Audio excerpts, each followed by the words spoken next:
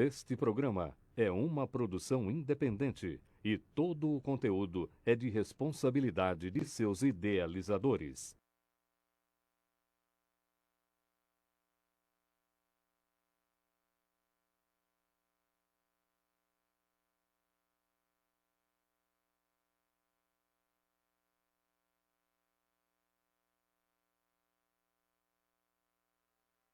Boa tarde, estamos iniciando. Como é que gosta que o nosso Alain Vianney fale? Ele quer que eu fale? Boa tarde, estamos iniciando mais uma edição do nosso Linha Aberta em tempos de pandemia, coronavírus. E pois é, rapaz, e a gente abre o programa aqui. Tem uma notícia aqui do Mandetta. O ministro da Saúde diz que foi demitido e agora a gente fica nessa expectativa. Era um assunto que estava rolando há várias semanas. O relacionamento do presidente Jair Bolsonaro com o Mandetta, né, entre tapas e beijos, e a partir da entrevista que a gente teve no domingo do Mandetta lá no Fantástico, aí acho que foi realmente a gota d'água. Então, portanto, o Mandetta está colocando nas suas redes sociais que ele não é mais o ministro da Saúde.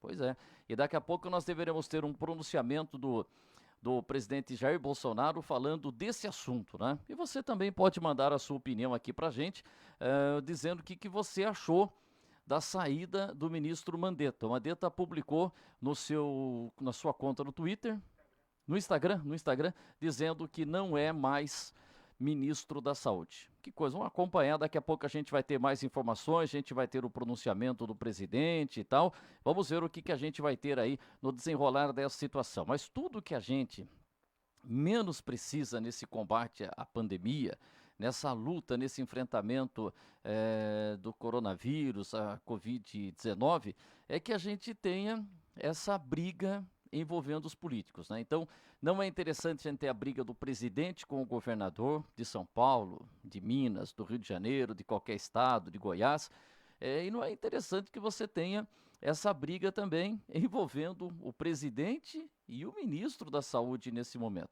Então, no momento que a gente espera, que a gente precisa ter a união de todos, essa é uma situação que já vinha se arrastando e agora o Mandetta já está colocando no seu Twitter que ele foi demitido e que não é mais o ministro da Saúde. Luiz Henrique Mandetta anunciou hoje pelas redes sociais que foi demitido do cargo de ministro da Saúde após uma série de embates com o presidente Jair Bolsonaro. A saída foi comunicada em uma breve reunião entre os dois no Palácio do Planalto nesta tarde. Funcionários do Ministério da Saúde confirmaram que o oncologista Nelson Luiz Teixe aceitou o cargo e vai ocupar a vaga de Mandetta. O nome do substituto ainda não foi oficializado pelo presidente da República. E aqui o Luiz Mandetta, aliás, foi no Instagram mesmo, foi no Twitter mesmo que ele postou aqui, ó. Henrique Mandetta postou aqui, ó. Acabo de ouvir do presidente Jair Bolsonaro o aviso da minha demissão do Ministério da Saúde. Quero agradecer a oportunidade que me foi dada de ser gerente do nosso SUS, de pôr de pé o projeto de melhoria da saúde dos brasileiros e aí depois não completou, deixa eu ver aqui. É que depois a mensagem ficou grande aqui. Agradeço toda a equipe. Ah lá. Ah, tá. O brasileiros e de planejar o enfrentamento da pandemia do coronavírus, o grande desafio que o nosso sistema de saúde está por enfrentar. Agradeço a toda a equipe que esteve comigo no MS, Ministério da Saúde, e desejo êxito ao meu sucessor no cargo de Ministro da Saúde. Rogo a Deus e a Nossa Senhora Aparecida que abençoem muito o nosso país. Então, tem aí o Mandetta, não é mais o ministro da Saúde, ele colocando que já foi avisado aí pelo presidente Jair Bolsonaro. Bom, vamos aguardar o desenrolar dessa situação, você pode também colocar a sua opinião. Mas deixa eu fazer o seguinte, eu quero começar aqui o nosso Linha Aberta falando de uma declaração do governador de São Paulo, João Dória. O João Dória, praticamente todos os dias, né, como tem feito o prefeito Cláudio Góes aqui em São Roque, ele tem se manifestado e coloca as posições, as medidas que estão sendo tomadas pelo governo do estado. E hoje o Dória citou as 20 cidades que mais respeitam o isolamento social. E 2 cidades da nossa região aparecem entre as 20 cidades que mais respeitam o isolamento social. São Roque e Ibiúna estão entre os 20 municípios que mais respeitam o isolamento social no estado de São Paulo, de acordo com dados de até 14 de abril. Esse sistema de monitoramento, que já deu confusão também, né? O governo federal dizendo que não vai adotar esse monitoramento porque seria uma invasão da privacidade e tal, mas tem essa questão aí. O sistema de monitoramento inteligente utiliza dados da telefonia móvel, né, do telefone celular, para indicar tendências de deslocamento da população. Os dados foram divulgados nesta quinta-feira pelo governador João Dória. São Roque tem 56% de isolamento e aparece na 17ª posição. Ibiúna tem um pouquinho mais, 59%, e divide a 7ª posição com Ribeirão Pires e Bebedouro. O Guilherme separou aqui para a gente o trecho em que o governador João Dória fala e faz um agradecimento a essas cidades. Lembrando que o índice está baixo, hein? Porque o recomendável, né, todas as cidades estão abaixo de 70% de isolamento. 70% é o índice considerado o ideal para controlar a disseminação de Covid-19. E segundo o governador, o monitoramento tem 95% de acerto. Vamos acompanhar o que disse hoje o governador João Dória, citando aí as 20 cidades que mais respeitam o isolamento. Vamos lá? Vamos acompanhar o Terceiro vídeo. informe, na verdade é um agradecimento, é uma informação e um agradecimento às 20 cidades que mais respeitam o isolamento social aqui no estado de São Paulo, de acordo com o nosso sistema inteligente de acompanhamento, que utiliza os celulares e dá 95% de índice de acerto. As 20 cidades que mais respeitam o isolamento social, com dados até 14 de abril, são São Sebastião, 66%, Ubatuba, 64%, Lorena, 62%, Cruzeiro, 61%, Caçapava, 61%, Botucatu, 60%, Ribeirão Pires, 59%, Ibiúna, 59%, Bebedouro, 59%, São Vicente, 58%, Cajamar, 58%, Itanhaém, 58%, Mairiporã, igualmente 58%, Caraguatatuba, 57%, Poá, 57%, Votuporanga, igualmente 57%, São Roque, 56%, o mesmo número de Pirassununga, 56%, Caieiras, 55% e São João da Boa Vista, 55%. Essas são as 20 cidades que mais respeitam o isolamento social. Quero cumprimentar a população dessas 20 cidades aqui do estado de São Paulo, cumprimentar também prefeitas e prefeitos e a população dessas cidades e as suas lideranças, a sociedade civil, que tem atendido a orientação médica, a orientação da saúde, para permanecerem em casa. Aí o pronunciamento do governador João Dória falando das cidades que mais respeitam o isolamento. Aí está a cidade de São Roque, por exemplo, né? Então você vê aqui o seguinte, né? Quais são as cidades? São Sebastião, cidade do Litoral Norte, 66%. Ubatuba, também Litoral Norte, 64%. Lorena, no Vale do Paraíba, 62%. Cruzeiro, também no Vale do Paraíba, 61%. Caçapava, também no Vale do Paraíba, 61%. Em sexto, Botucatu, 60%, Ribeirão Pires 59%, Ibiúna também 59%, Bebedouro 59%. Aí a gente vem aqui na 10ª posição desse ranking, vai? São Vicente, né, litoral, primeira cidade a ser fundada no Brasil, 1530, Martim Afonso de Souza. Cajamar 58%, Itanhaém 58%, Mairiporã 58%, aí com 57% Caraguatatuba, litoral norte, 15º 57% também Poá, Votuporanga 57%, São Roque aparece aqui na 17ª posição, com 56%. É a mesma pontuação de Pirassununga, também 56%, e Caieiras, 55%, e São João da Boa Vista, a terra do Palmeiras de São João da Boa Vista. Um Palmeiras em preto e branco, né? Gozado, é um Palmeiras em preto e branco lá de São João da Boa Vista. Então são aí as informações que nós temos aí. Daqui a pouco a gente está aguardando aí que a qualquer momento o Bolsonaro vai se manifestar. Mandetta não é mais o ministro da Saúde. Já já a gente vai colocar, falar esse detalhe. Mas a gente já vai começar aqui. Hoje a gente não tem a participação do nosso Alan Vianney aqui. E, Alan, já estamos com saudades de você. Amanhã o Alan Vianney já estará aqui trazendo mais informações, mais detalhes. Mas vamos começar o nosso programa já com a nossa primeira colunista aqui, né? Porque a gente tem a coluna do Zé Balaio, tem a coluna do Zé Fernando Rabechini e tem também a participação da Simone Júdica, que vai trazer as informações, os detalhes aqui. O Zé Balaio hoje não está sendo o primeiro a falar, hein? Mas se foi ontem o primeiro, Zé Balaio. Calma, Zé Balaio. Deixa eu pegar o boa tarde aqui da Simone Júdica. Boa tarde, Simone, tudo bem? Boa tarde, Wander. Boa tarde, Guilherme, aos nossos ouvintes, internautas. Tudo bem? E vocês? Estamos aqui. Agora sabendo essa novidade aí. Primeiro, são duas coisas, né? Notícia fresquinha, né? Vamos ver agora como que as coisas vão prosseguir. Quais os rumos que o novo ministro vai dar aí no controle da pandemia no Brasil. Ok, e a gente vai bater um papo aqui com a Simone, mas a qualquer momento, se o Bolsonaro começar a falar lá, aí a gente vai ouvir aqui o nosso presidente, nós vamos pedir licença para você, para o Bolsonaro falar, tá bom? Licença ao nosso presidente. Se o nosso presidente Jair quiser falar também, eu também concedo a palavra a ele. Ah, não, o Jair também vai, hoje ele não vai se manifestar, mas já está aqui acompanhando a programação. Deixa eu perguntar... Jair também. Agora, Simone, você está parecendo política, mandando um abraço para todo mundo, mas você já falou aqui que não é pré-candidata, né? Não, isso, já deixei claro, então posso mandar abraço, posso ser gentil com as pessoas, que ninguém vai poder falar, olha, tudo isso é porque ela está almejando. Simone, ele está na TV Brasil, Mandetta? Simone, eu posso pedir só pedir uma licencinha para você, para a gente ouvir o Mandetta um pouquinho, aí eu posso retornar a ligação para você em instantes? Estarei aqui a postos. Então vamos ouvir o que o Mandetta está falando, o ex-ministro da Saúde do Brasil. É importante a gente ouvi-lo nesse momento. Obrigado por tudo.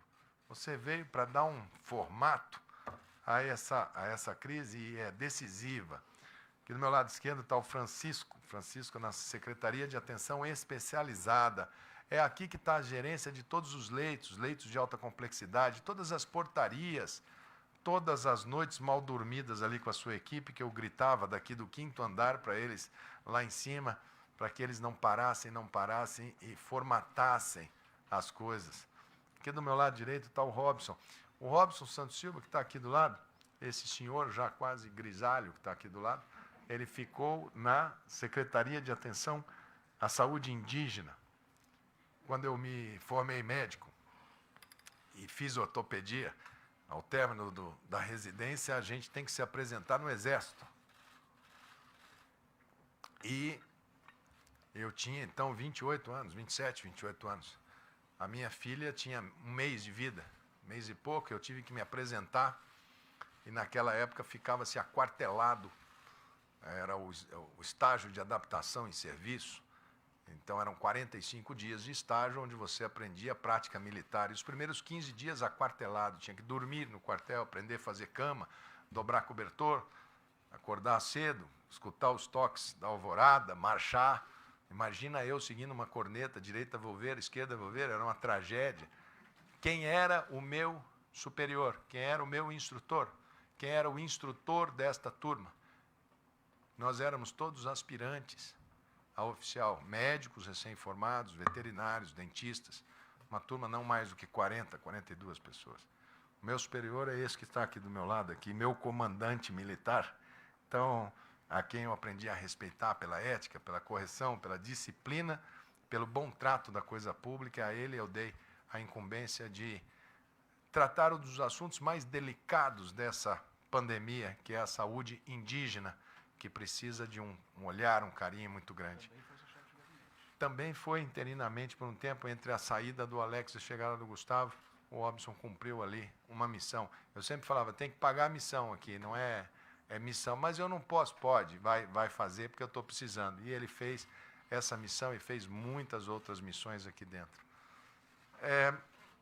eu poderia aqui citar e procurar citar, tem vários rostos que eu vejo aqui que me emocionam profundamente do dia que eu cheguei aqui. Mas eu quero cumprimentar todos vocês do Ministério da Saúde, a todos os funcionários, os terceirizados, o pessoal da Copa, está aqui Vitória, que chegou agora. Mas eu quero cumprimentar todos vocês na pessoa da Marilene. Obrigado, Mari. Obrigado por tudo. Né, Mari? Ei, Mari. A Mari, tudo que a gente faz, tem que ir alguém na frente para arrumar o lugar. Então, quando viaja, a Mari vai na véspera. E ela é de uma precisão. E ela fez isso, ela chegou, ela foi a chefe do cerimonial do Ministério da Saúde desde a chegada da caravela do Cabral.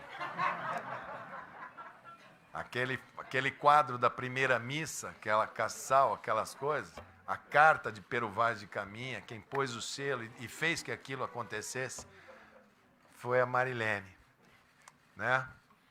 E uma mãe aí para a gente no Ministério da Saúde.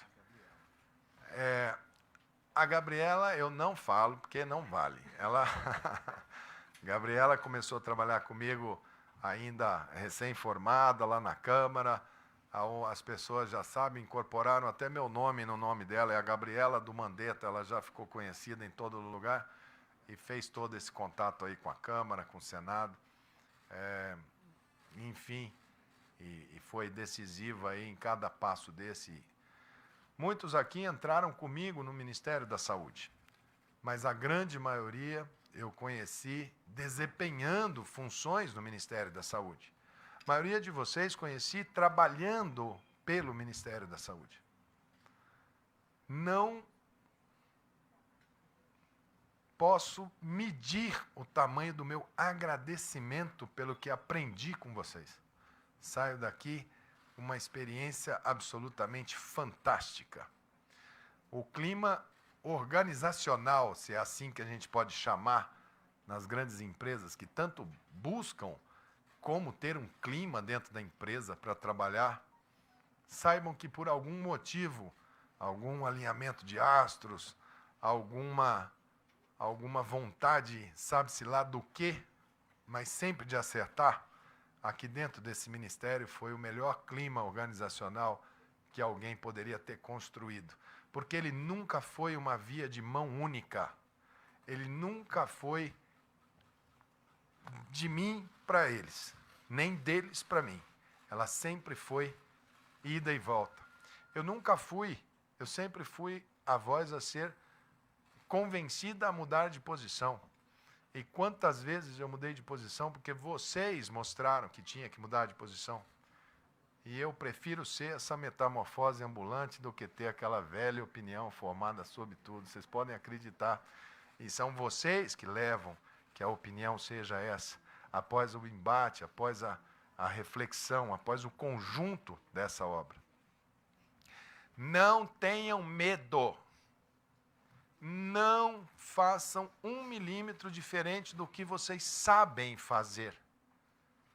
Eu deixo esse Ministério da Saúde com muita gratidão ao presidente por ter me nominado e ter permitido que eu nominasse cada um de vocês. Deixo esse ministério... meu amigo Wanderson, chegou o mineirinho. Senta aí. Senta aí. Eu deixo esse ministério, mas eu sei o que eu deixo. Sei que deixo aqui a melhor equipe. Trabalhem para o próximo ministro tal qual vocês trabalharam para mim. Ajudem, não meçam esforços. Se trabalhavam para mim numa zona de conforto pela equipe já estar organizada, desdobrem os seus esforços para que eles tenham o melhor espaço possível para trabalhar. Alertem, conversem, dialoguem. Vocês sabem fazer isso. Vocês são todos extremamente capazes e não vai ser esse problema. Esse problema é insignificante. Nada tem significado que não seja uma defesa intransigente da vida, uma defesa intransigente do SUS e uma defesa intransigente da ciência. Fiquem nos 3 pilares, que desses pilares vocês conquistarão tudo, porque esses pilares alimentam a verdade. A ciência é a luz, é o iluminismo. É através dela que nós vamos sair. Apostem todas as suas energias através da ciência. Não tenham uma visão única. Não pensem dentro da caixinha. Às vezes isso é uma grande oportunidade, uma equipe que vem e que pensa diferente, e uma visão diferente que pode mudar o pensamento de cada um de vocês. E se vocês estiverem convictos, trabalhem e vão atrás do melhor resultado. Eu só tenho a agradecer, eu só tenho a dizer para vocês que o período que nós aqui passamos foi muito bom. Não deixem de me acionar e ligar quando acharem que eu possa servir para alguma coisa para vocês. E não deixem de não me escutar quando acharem que me escutando eu posso estar prestando algum desserviço a vocês. Tenham a mais absoluta certeza que a gente fez e lutou um bom combate até aqui. Só que nós estamos só no meio, só no começo da batalha.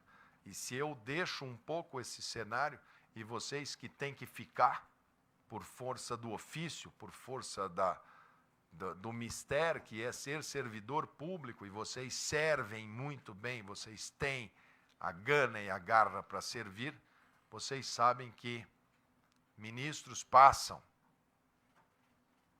O que fica é o trabalho do servidor do Ministério da Saúde do Brasil.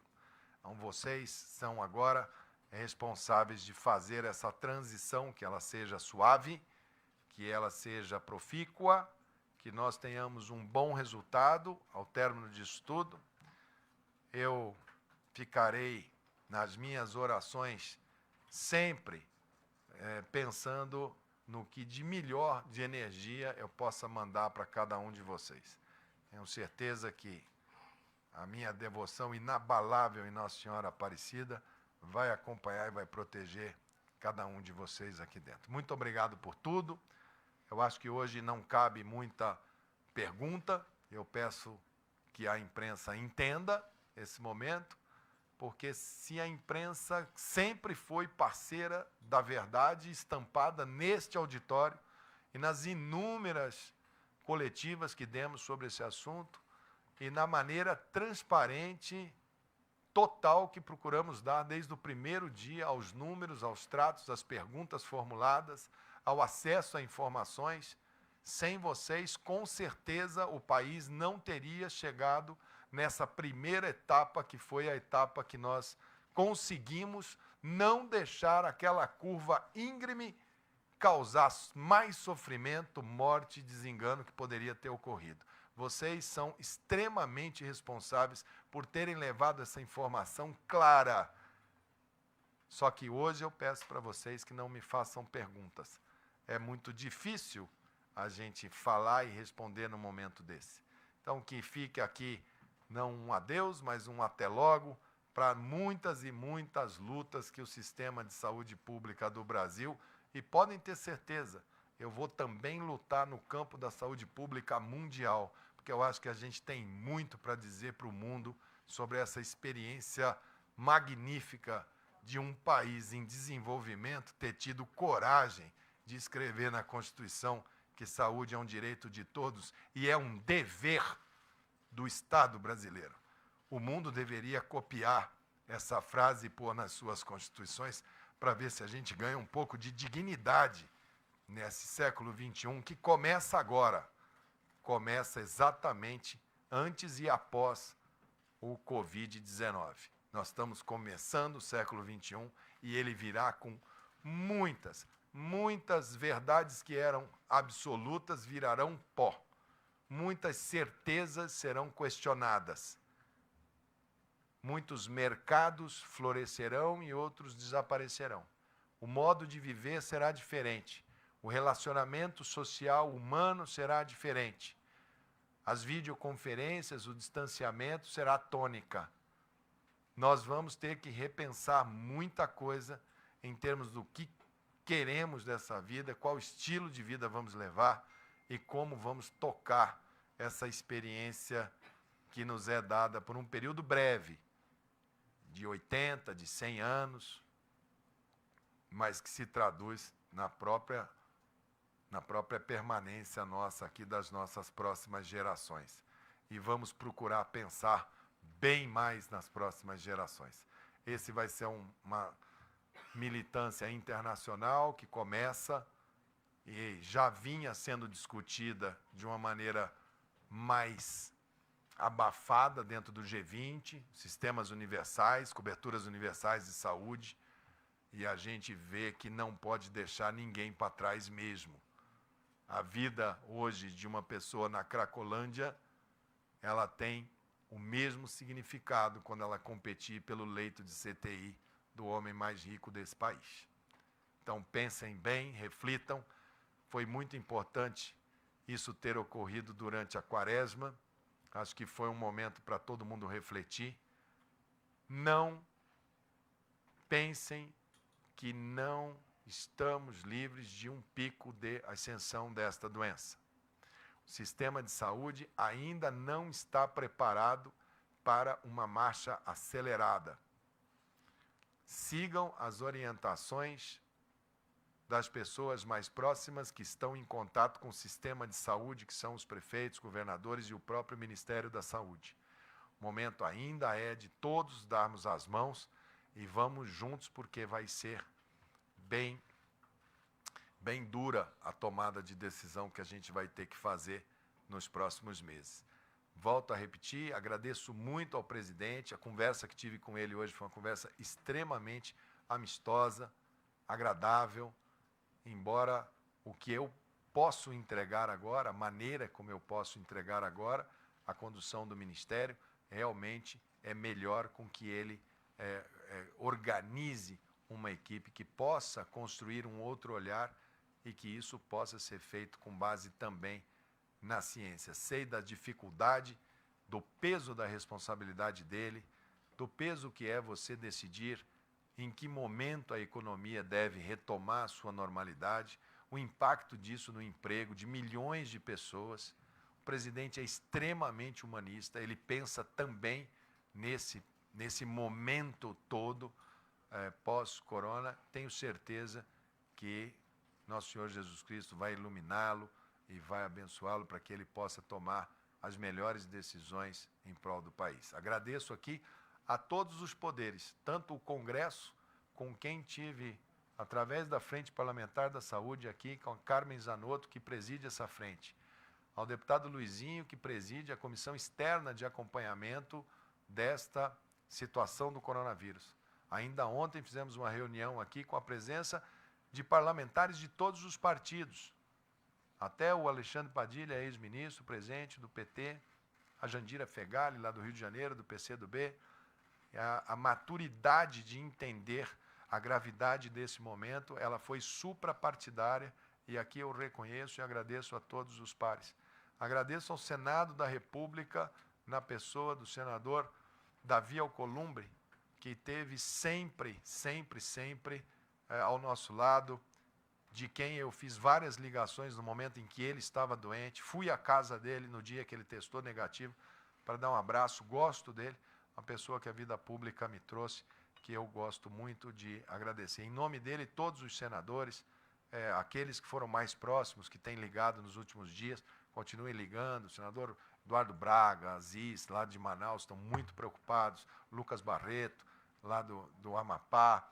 Enfim, não posso aqui citar nomes, porque político, quando você cita nome de dois e não fala dos 513 deputados e dos 81 senadores, eu já vou arrumar briga com todos os outros. Então, sintam-se todos muito abraçados e muito agradecidos. Falei hoje com o presidente do Tribunal de Contas da União, o ministro Zé Múcio, agradeço a todos os conselheiros.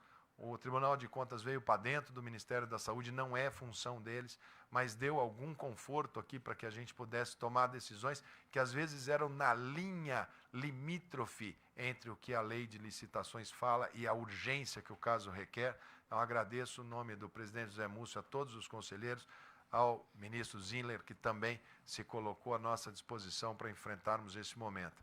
E agradeço ao Supremo Tribunal Federal, com com quem conversei hoje, também com o ministro, presidente Toffoli, a presteza, o entendimento do momento que o país está e a maneira que sempre deram muito conforto, muito apoiamento a essa equipe que está aqui à frente do Ministério da Saúde. Vocês todos os poderes, todas essas instituições foram extremamente são extremamente importantes nos passos que teremos que dar daqui para frente. Mais uma vez, hoje não vamos ter breves palavras do meu marujo gabardo aqui do meu lado. Hoje não vamos falar sobre a saúde indígena e a preocupação do Robson, que está ali do lado de lá, pensando nos Yanomami, quanto que a gente teria que lutar por eles. Não vamos ter hoje as análises da cloroquina, né, e as análises de tudo que está por trás dessa luta da Esquiti. Vai ter que ter boletim, você bota no sistema aí. O Wanderson não perde, hoje tem boletim para vocês. É um querido. Obrigado, Wanderson, por todo esse trabalho, mas hoje nós não vamos ter aquela parte da apresentação. E obrigado muito, Francisco, os dois mineiros aí, hoje não teremos aquela agenda. As minhas secretárias que estão ali do lado, muito obrigado. Um beijo para todo mundo, Cláudio, manda um beijo para todo mundo lá que trabalhou comigo. O Erno Harzen não está aqui porque o Erno foi para Porto Alegre, ele tem um bebê, ele tem uma criança, ele é o único que é autorizado a ir no final de semana, na sexta-feira, ele é autorizado a ir para casa. Os outros não são autorizados. A partir de hoje, vocês se apresentem, ajudem. Quem vai chegar, a gente não sabe. Se chegar com uma equipe toda pronta, coloquem-se à disposição, ajudem. Não deixemos que as coisas vão se pedirem que vocês, eventualmente, tenham que continuar. Continuem, façam o possível para ajudar. Não vamos deixar isso, também não só um pedido, mas também a minha última ordem para vocês, para que vocês possam fazer o melhor. Mantenham todas muita atenção, não deixem de sempre trazer a iniciativa privada para dentro. Aqui nós tivemos, e eu não gosto de citar, mas foram tantas iniciativas de empresas para poder fazer o pouco que fizemos. A maioria foi citada aqui, a Vale, os bancos, a Chrysler, enfim, a Suzano, a Flex. Depois a gente vai colocar isso tudo no papel. Eu espero poder fazer uma carta pública de agradecimento a cada um de vocês. Um agradecimento especial ao Ministério Público Federal, à Procuradoria-Geral da República, a videoconferência que fizemos com os procuradores de todos os estados do Brasil, procurando todos sabedores do peso do seu ofício, mas também entendendo o momento que estávamos. Muito obrigado, Ministério Público Federal e Ministério Público Estadual, a Câmara Técnica da Procuradoria-Geral da República, que trabalha no tópico saúde. Foi fundamental, a doutora Célia, a maneira. Peço também que continuem construindo isso com a eventual equipe que aqui chega. No mais é agradecer a todos vocês. Muito obrigado por tudo. Foi um prazer, uma honra para mim, como brasileiro, servir o meu país, a minha nação, até o dia de hoje como ministro. Mas nesse minuto seguinte, podem ter certeza que como cidadão trabalharei em dobro pelo meu país, pela nação brasileira. Muito obrigado, equipe do Ministério da Saúde.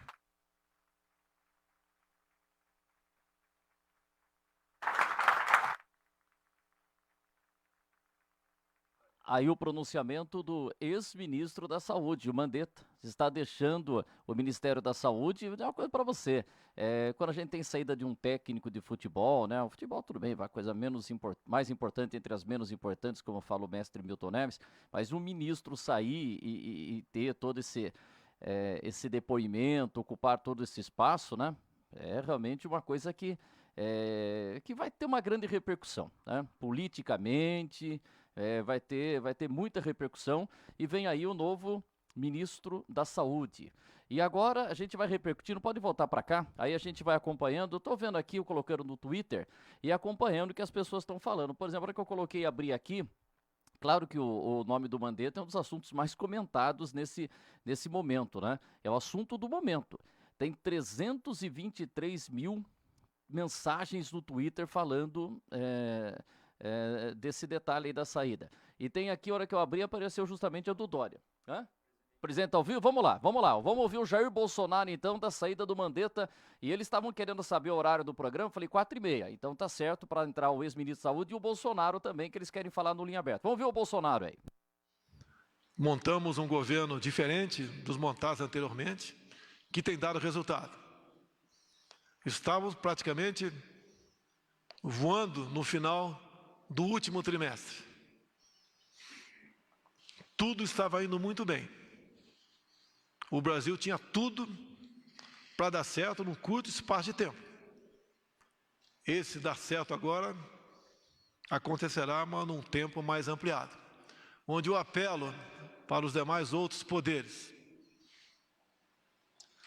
A responsabilidade não é só minha, é de todos nós.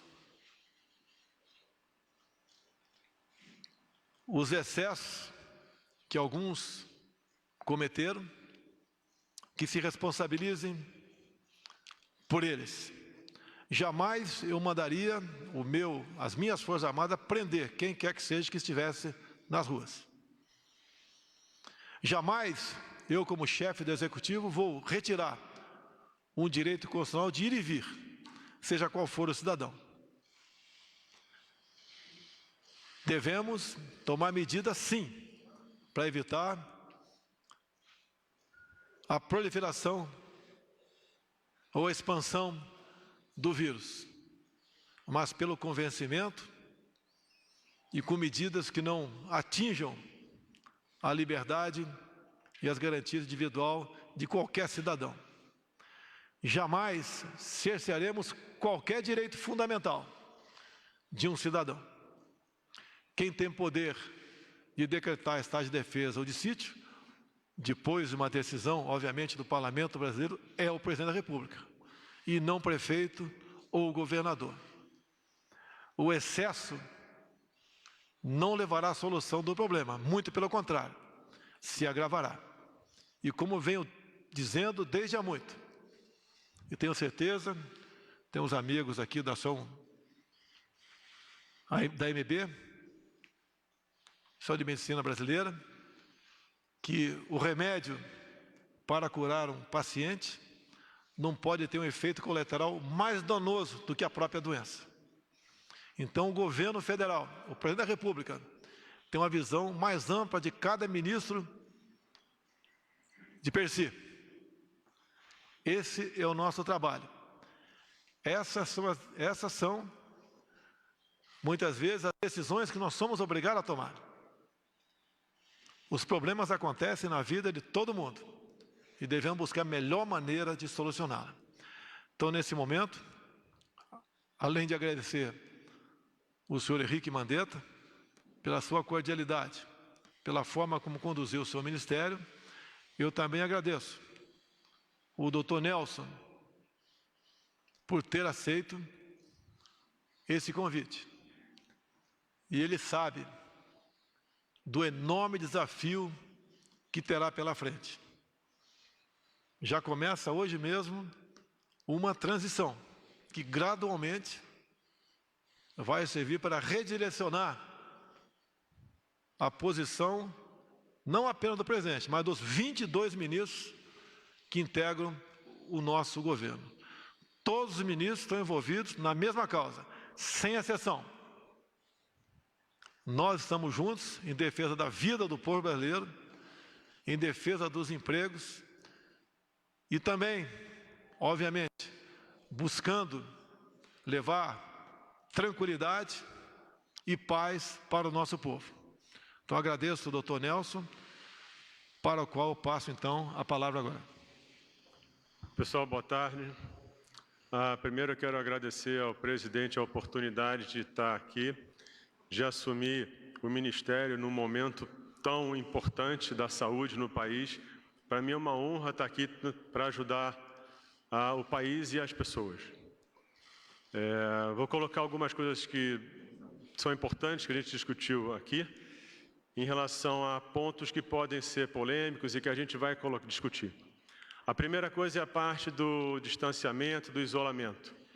O que acontece? Não vai haver qualquer definição brusca, radical do que vai acontecer. O que é fundamental hoje?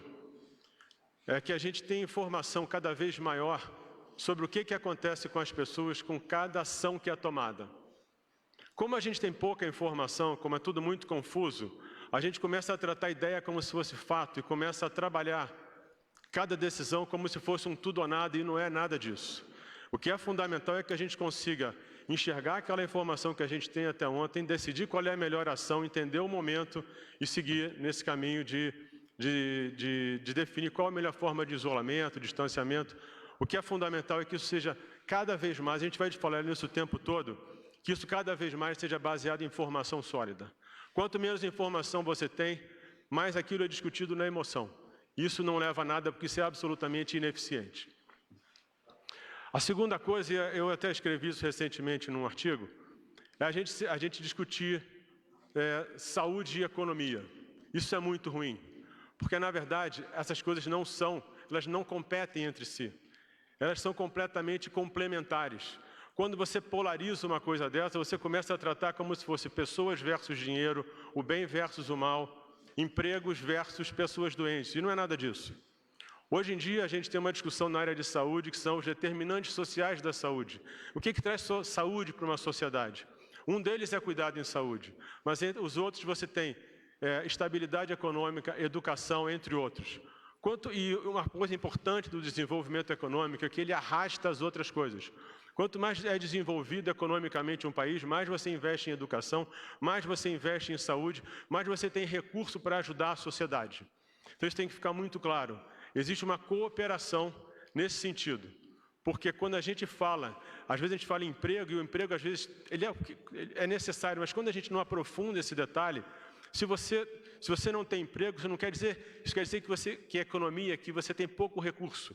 Esse pouco recurso vai influenciar quanto você vai investir em infraestrutura, quanto você vai investir em educação. Isso tem um impacto enorme na qualidade de vida e na expectativa de vida de uma sociedade. O que é importante é que a gente vai trabalhar isso tudo com um detalhamento fundamental para que a gente entenda o que está acontecendo e tome as ações e as políticas necessárias. Um outro ponto é a parte de tratamento. A gente tem as vacinas, a gente tem os medicamentos. O que é importante aqui? Tudo aqui vai ser tratado de uma forma absolutamente técnica e científica. E você vai disponibilizar o que existe hoje, em termos de vacina, em termos de medicamento, essencialmente, o ideal, dentro de coisas que funcionem como projetos de pesquisa. Porque isso vai permitir que você colhe o maior número possível de informações, no espaço mais curto de tempo. Isso vai te ajudar a entender o que faz diferença ou não para as pessoas, para os pacientes e para a sociedade. E isso é um compromisso que a gente tem. Entender claramente o que está acontecendo, não só no Brasil, no mundo, em relação a tudo que representa cuidar dessas pessoas. Um outro ponto que é fundamental é a gente trabalhar uma área de dado e inteligência. Porque, como eu coloquei antes, a gente tem que entender cada ação que a gente toma. Quando você tem muita incerteza, como é o momento de hoje, cada coisa que você faz hoje, você na verdade não tem certeza do que vai acontecer amanhã. Colher esse dado ao longo do tempo é fundamental. Mas é importante que esse dado seja colhido e as pessoas colaborem, que elas entendam que isso é uma coisa normal. E quando a gente fala em dado e informação, a gente não está falando só da Covid. Hoje, quando você tem a Covid, o que está acontecendo, por exemplo, com a oncologia? Se você tem uma redução da atividade econômica, você vai ter, talvez, diminuição da quantidade de clínicas de diagnóstico, clínicas de tratamento. Então, você pode ter menos gente sendo diagnosticada. Isso pode impactar muito na sobrevida das pessoas, no índice de cura das pessoas. Isso vale para a doença cardiovascular, isso vale para o câncer, isso vale para outras doenças, né? E, finalmente, eu acho que a gente tem que trazer agora, a gente tem que entender mais da doença. Porque quanto mais a gente entender da doença, maior vai ser a nossa capacidade de administrar o momento, planejar o futuro e sair dessa política do isolamento e do distanciamento, porque isso é fundamental. Porque as pessoas vão ter muita dificuldade em se isolar. A gente vive um momento único hoje, porque você tem o isolamento com um volume enorme de informação. É um mundo completamente novo, a gente nunca viveu isso, né? Então, a gente vai estar aprendendo ao longo do tempo como é que isso se comporta.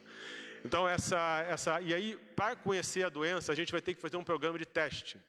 É fundamental que a gente tenha uma avaliação do que é essa doença hoje. Como eu falei, se você não domina aquilo, se aquilo não está na sua mão, você vira um barco à deriva.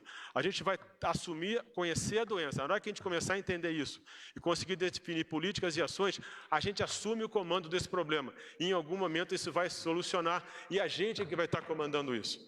E é isso que a gente vai fazer. Então esse programa de teste ele vai ter que envolver o SUS, a saúde suplementar, a iniciativa do empresariado, tem que fazer um grande programa, tem que definir qual é a melhor forma, como é que você vai fazer a amostra, que tipo de teste, se é paciente sintomático, se é assintomático, mas isso vai gerar uma capacidade de entender o momento, entender a doença, e vai dar muito para a gente uma capacidade enorme de definir ações e conseguir controlar o que está acontecendo hoje e que isso aconteça o mais rápido possível. E mais uma vez eu agradeço a presença de vocês, da presença de todos, e deixar claro que existe um alinhamento completo aqui, entre mim, o presidente e todo o grupo do Ministério, e que realmente o que a gente está fazendo aqui hoje é trabalhar para que a sociedade retome de forma cada vez mais rápida uma vida normal, e a gente trabalha pelo país e pela sociedade. É isso aí. Obrigado. Obrigado a todos e que Deus abençoe o nosso Brasil. Obrigado. Está encerrado este pronunciamento. Muito obrigada a todos. Muito bem, aí está a palavra do presidente Jair Bolsonaro e também do Nelson, preciso também ver a pronúncia do nome dele direitinho, acho que é Teixe mesmo, né? Ele é carioca, nasceu em 24 de julho de 57, é um médico oncologista, um especialista então no combate ao câncer, empresário no setor de saúde e consultor em saúde brasileiro. Então tá aí.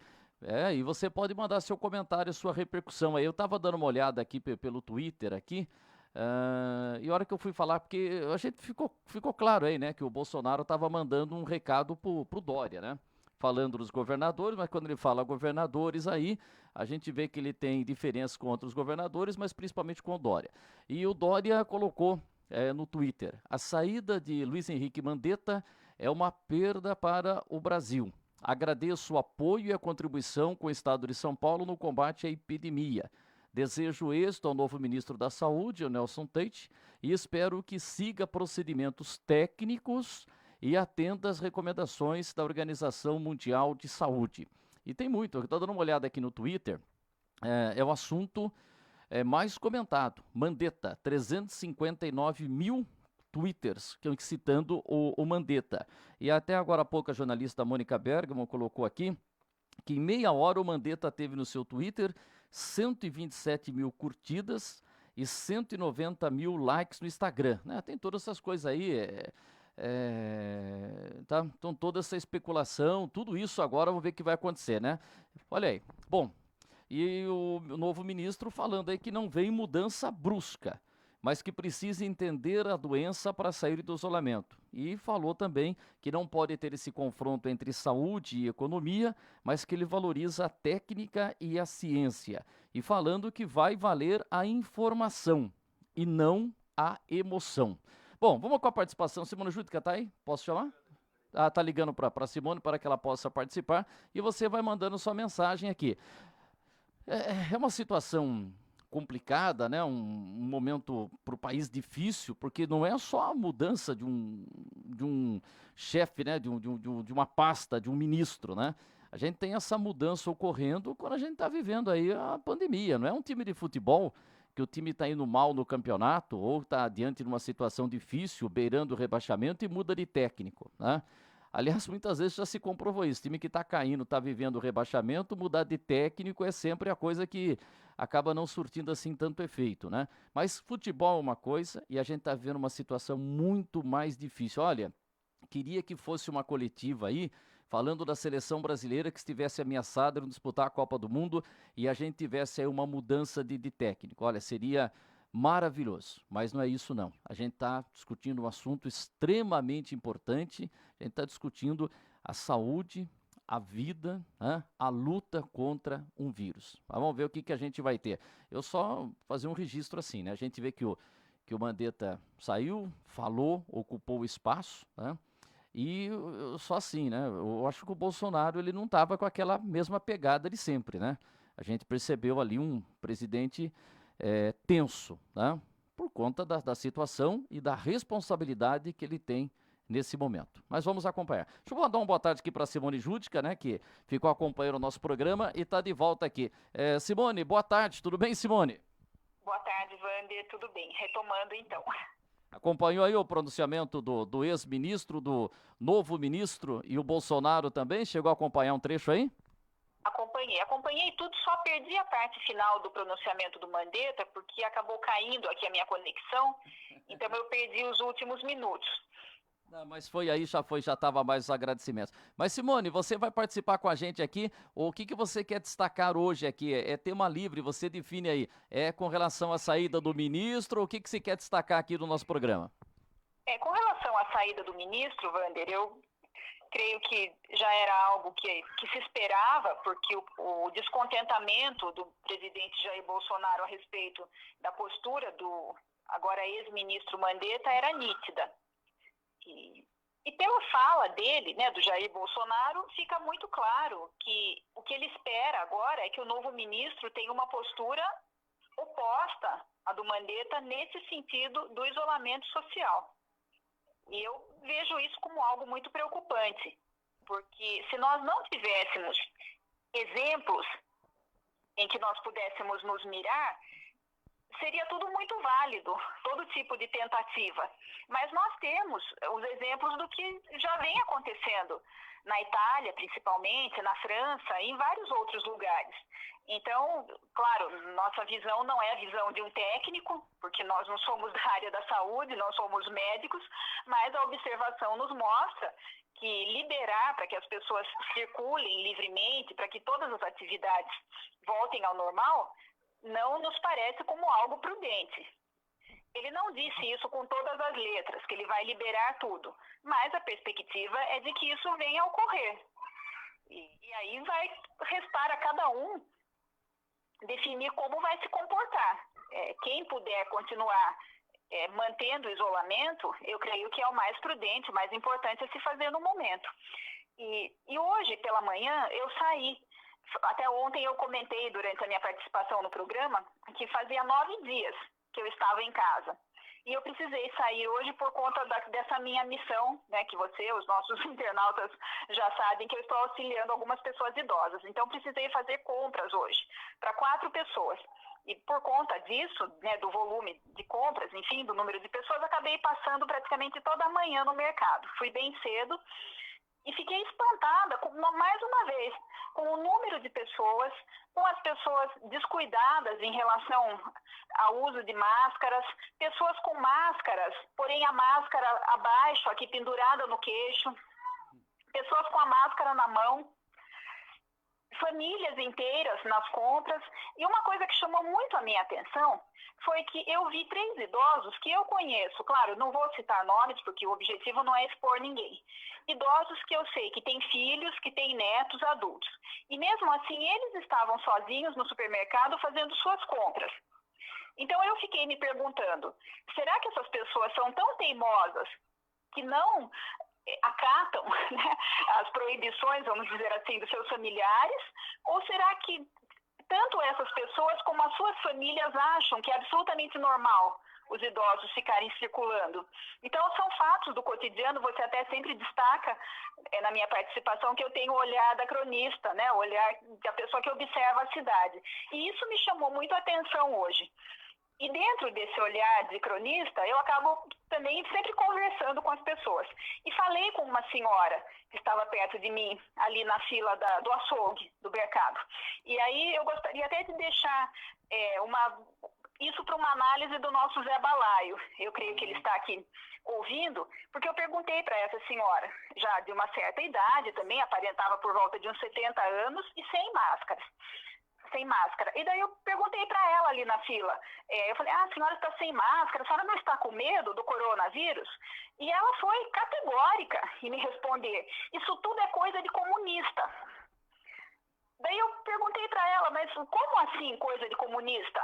Ela falou, os comunistas não querem que a gente saia de casa, os comunistas não querem que a gente tome o remédio que o presidente falou que é bom. Daí eu falei para ela se ela sabia quem eram os comunistas. Eu falei, mas a senhora conhece os comunistas? A senhora sabe quem são eles? Aí ela me disse que é todo mundo que é contra o presidente. E eu fiquei preocupada com essa conversa. Porque da onde que surge uma ideia como essa? E daí eu perguntei para ela, continuei a conversa, e falei, mas quem que falou isso para a senhora? Daí ela falou, muita gente fala. É tudo coisa de comunista. E aí ela foi atendida, acabou saindo de lá e eu ainda fiquei na fila pensando. E aí eu pensei, eu vou deixar essa questão para o Zé Balaio analisar, que certamente ele vai saber definir esse fenômeno muito melhor do que eu, pelo conhecimento, enfim, pela vivência política dele. Mas eu fiquei preocupada com essa questão. Da onde veio uma ideia dessas? Que falar para as pessoas ficarem em isolamento, para as pessoas se precaverem quanto à saúde é coisa de comunista. Não, eu vou passar assim para o nosso Zé Balaio para falar por causa da trajetória que o Zé Balaio tem, né? Para falar um pouco sobre essa questão, ele tem falado desse lado político da coisa. Vamos sim, vou fazer esse registro com o Zé Balaio daqui a pouquinho, tá? Certo. Tá. E agora, tem mais um olhar da cronista aí da cidade, Simone?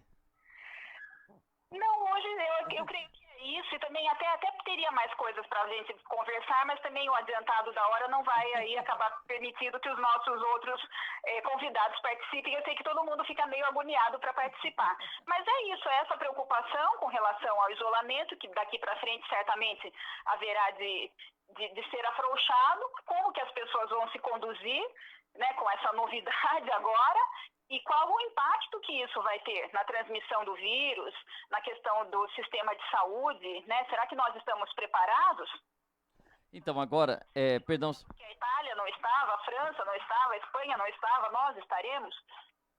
Então, é uma questão, né, que o Bolsonaro já defendeu várias vezes que a gente tem o fim do isolamento, só que ele tem um ministro ali do lado, e claro, a gente entende, ele está chegando agora, tal, mas sem a mesma oratória, sem a mesma pegada do Mandetta. A gente percebeu que ele estava até ali, fica nervoso tal, né? E como costuma dizer o Milton Neves, quando ele vai falar de improviso, né? Ele fala assim, cadê o rascunho do meu improviso, né? Eu acho que no momento desse, vai tomar posse ali, não custa nada colocar 20 linhas no papel e às vezes você ter uma condição melhor de colocar o seu ponto de vista do que você começa numa coisa, vai para lá tal. Assim, não é crítica, também ele não precisa ser orador, ele tem que resolver o problema da saúde. Podia ter lá uma pessoa que não falasse, né, nada. Mas fosse lá e resolvesse, mas eu achei que como ele foi falar, ele deu umas saída ali do tema, não estava um discurso muito alinhado. A gente espera que quando chega alguém já chegue com uma pegada diferente, né? E até eu acho que isso é muito interessante também, Wander, porque é inevitável que se faça a comparação. Como o ministro Mandetta é muito bem articulado para se pronunciar, então uma pessoa que chega, que não tem essa mesma articulação, ela acaba passando uma impressão, que nós também não devemos fazer nenhum tipo de julgamento precipitado, claro, mas ele não transmitiu, pelo menos nesse primeiro momento, a mesma convicção que o ministro Mandetta sempre transmitiu nas suas falas. Tomara que ele tenha realmente um grande preparo técnico, que ele trabalhe em consonância com as orientações que vêm da Organização Mundial da Saúde, porque nós sabemos que lá estão as pessoas mais bem preparadas para lidar com esses temas, e que ele não se deixe levar pela obediência cega ao presidente, que ele faça realmente o que ele, enquanto médico, enquanto um técnico da saúde, tem que fazer. Eu acho que é o mínimo, né, que nós podemos esperar de uma pessoa que ocupa uma função dessas, e até porque, Wander, existe uma outra questão a se considerar. Quando o ministro Mandetta assumiu a pasta, ninguém desconfiava que aconteceria uma coisa dessas no mundo todo. Agora, esse novo ministro, ele já chegou sabendo. Não, é isso aí, Ele sabe no barco no qual ele está entrando. Seria diferente da pessoa que assumisse uma coisa no escuro. Eu vou lá, mas eu não sei o que me espera. Ele sabe muito bem o que me espera. O detalhe o seguinte, por exemplo, quando você anuncia um ministro da saúde, um ministro da economia, então, por exemplo, aqui, o ministro da saúde, quais os problemas que a gente tem? São problemas genéricos. Vamos falar, olha, a gente tem problema de atendimento no SUS, a gente tem falta de leito, a gente tem falta de medicamento, a gente tem falta de médico. Ele vai tratar ali de uns 5, 6, 7, 10 assuntos. Quer dizer, ele é um especialista no geral, isso. Agora, esse tá chegando, você tem que trazer um cara e falar assim, esse cara entende de transporte de paciente? Não, mas a gente precisa de um cara específico, que seja um especialista no combate a um vírus. É isso que a gente precisa nesse momento. E vamos ver se esse ministro novo que está chegando vai ter isso, né? Agora é o seguinte, você tem um restaurante, chega lá, você faz vários pratos, né? Só para trazer uma coisa mais popular aí. Então, o cara faz vários pratos. E faz o quê? Eu faço macarronada, faço bife, faço pizza. Não. Agora a gente está num negócio que o nosso restaurante é específico. A partir de agora é só parmegiana. E é isso que a gente precisa, só um especialista nisso, ou um especialista em arroz, feijão e ovo, né? Certo, ou em alcachofra. Não é fácil. Então é isso aí. Obrigado, Simone, pela participação, seu comentário sempre oportuno. E amanhã tem mais. Amanhã tem mais e faço votos de que o ministro se saia extremamente bem. Eu não sou da turma do que acha que quanto pior, melhor. Eu faço votos que ele se saia bem, que ele tenha a direção correta, a atitude correta e que ele faça o trabalho que o Brasil espera dele para nos ajudar em toda essa situação. Ok, obrigado, Simone. Até amanhã. Obrigada, um abraço a todos. É isso aí. Bom, obrigado a Simone Judica participando. Eu estava vendo aqui no Twitter, a gente vai para cá, para lá. Então tem o Dória lá dizendo que, olha, a saída dele, espero que o novo ministro tenha base técnicas também. E o Roberto Jefferson, que a gente sabe que é um político muito experiente, presidente nacional do PTB, foi com ele que começou toda aquela denúncia lá do mensalão e tal. E o Roberto Jefferson está colocando aqui, ó. O melhor na escolha do novo ministro da Saúde é o fato que o Dr. Nelson Teixe é um médico/médico, é um médico, e não um médico político e nem um político médico. E coloca o Roberto Jefferson, chega de politizar a saúde. Pode ligar para o nosso Zé Balaio? Tá ligando para o Zé Balaio? Já está na linha o Zé Balaio?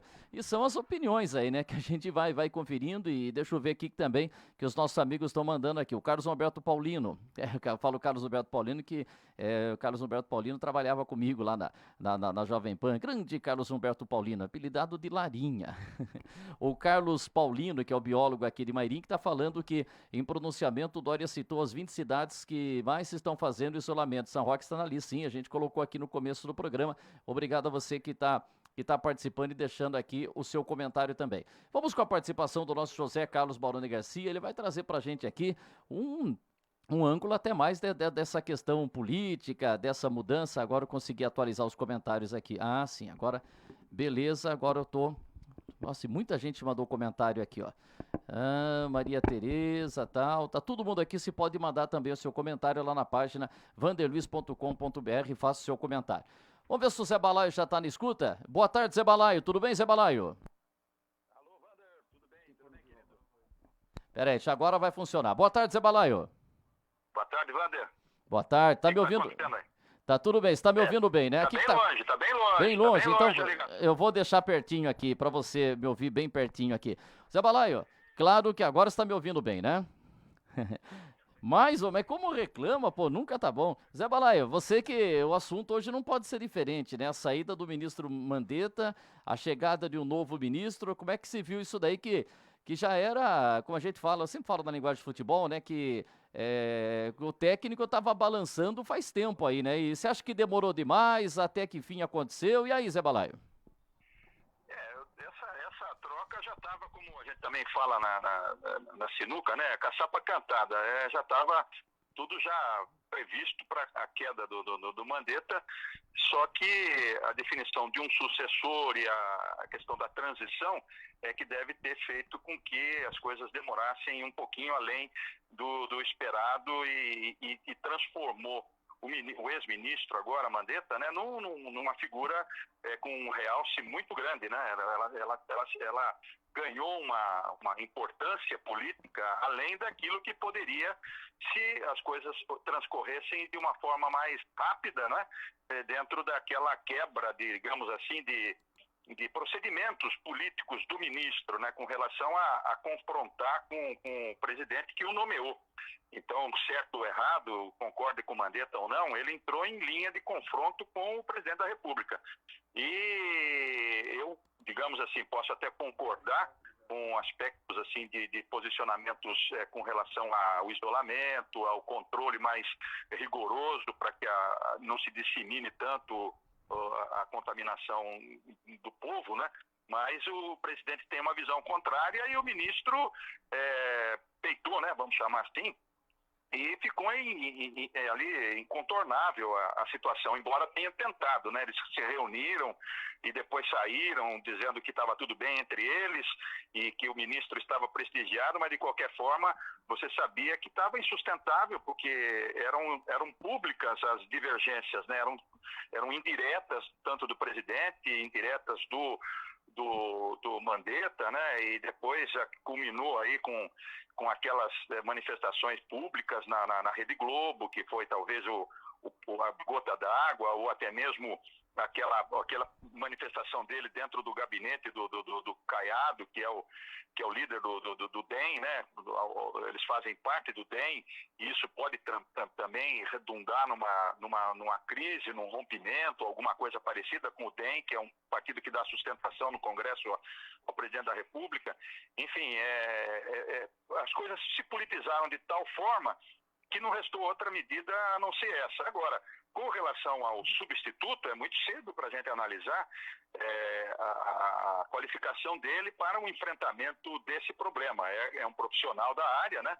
Um oncologista. De uma dúvida que fica, como ele vai pegar o barco andando com uma contradição evidente. O presidente já tem um posicionamento de ação que ele gostaria que fosse implementado e os governadores, na sua grande maioria, contrários a isso. Então vamos ver como é que o ministro se comporta nesse enfrentamento aí, que já também está público com os governadores, né? E os prefeitos que apoiam seus governadores, evidentemente. Ok, Zé Balé. Aliás, o nosso Marco Aurélio Pereira, capitão, grande jornalista, ele precisa vir um dia bater um papo com a gente aqui. O capitão tem uma história, uma grande história, ele tem como jornalista, trabalhando principalmente lá em Campinas, escrevendo livro, e está devendo uma visita pra gente, mas deixa passar toda essa pandemia. Ele que é jornalista e é marido da nossa Simone Júdica, né? E ele tá mandando um link para você, depois se vê lá, viu, Zé? Ele colocou aqui, Zé Balaio, veja aí como pensa o nosso novo ministro, e deixou um link lá, depois você vê o que fala o novo ministro aí. Eu não sei qual que é esse posicionamento, mas já tem essa dica aí do capitão. Só para fechar a participação, Zé, o tempo tá meio na correria aqui. A Simone falou que hoje ela encontrou uma senhora lá no supermercado, tal, sem máscara, tal, e você ouviu o que ela falou quando fala assim, é coisa de comunista. E a gente pergunta de uma forma muito tranquila com o Zé, porque a gente sabe que o Zé é da sua militância, de toda a sua história, tal, e quando falo assim, tem essa história ainda hoje, isso é coisa de comunista, Zé Balaio?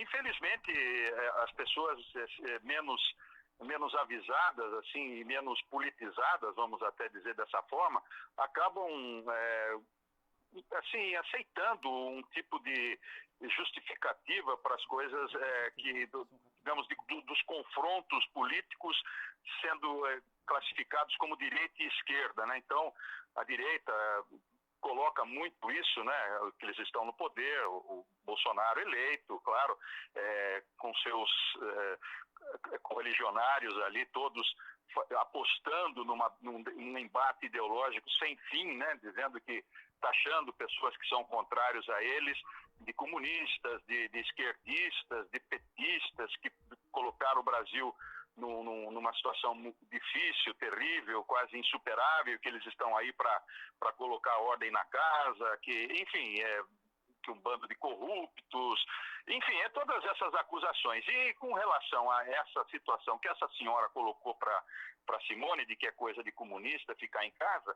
a gente vê que é um argumento pobre, pueril até, né, diria infantil até, porque a gente sabe que não existe isso, né, entendeu? Então as pessoas acabam se influenciando por um discurso que mal sabem a origem disso tudo, né, que não seria o caso de a gente começar a discutir, debater ideologicamente sobre. Eu vi que um comentário do do doutor Maurício Egídio, logo após o meu comentário, que ele também entra num debate ideológico, tenta entrar num debate ideológico, mas não é o momento.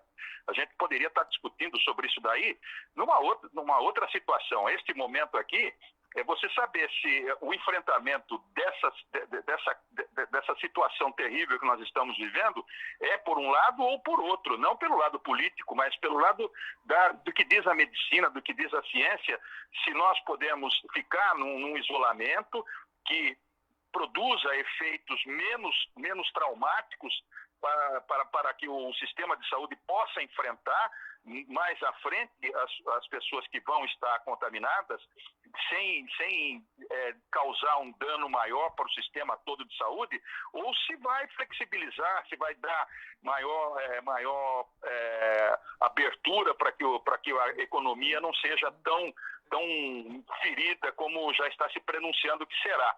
Então seriam essas duas vertentes, mas não tem nada a ver com fatores ideológicos. Ou você mantém uma conduta, digamos assim, no sentido de preservar mais a saúde para lá na frente recuperar a economia e fazendo algum sacrifício na questão do isolamento, ou você flexibiliza agora e enfrenta dizendo assim que vai contaminar mesmo, todo mundo vai pegar e daqui a pouco passou isso daí e ficou para o passado, daqui a pouco o Brasil se recuperou, vai vir um remédio mágico daqui uns 2, 3 dias, cada ministro às vezes aponta com a solução mágica, aí o tal da panaceia aí, né, que a turma fala.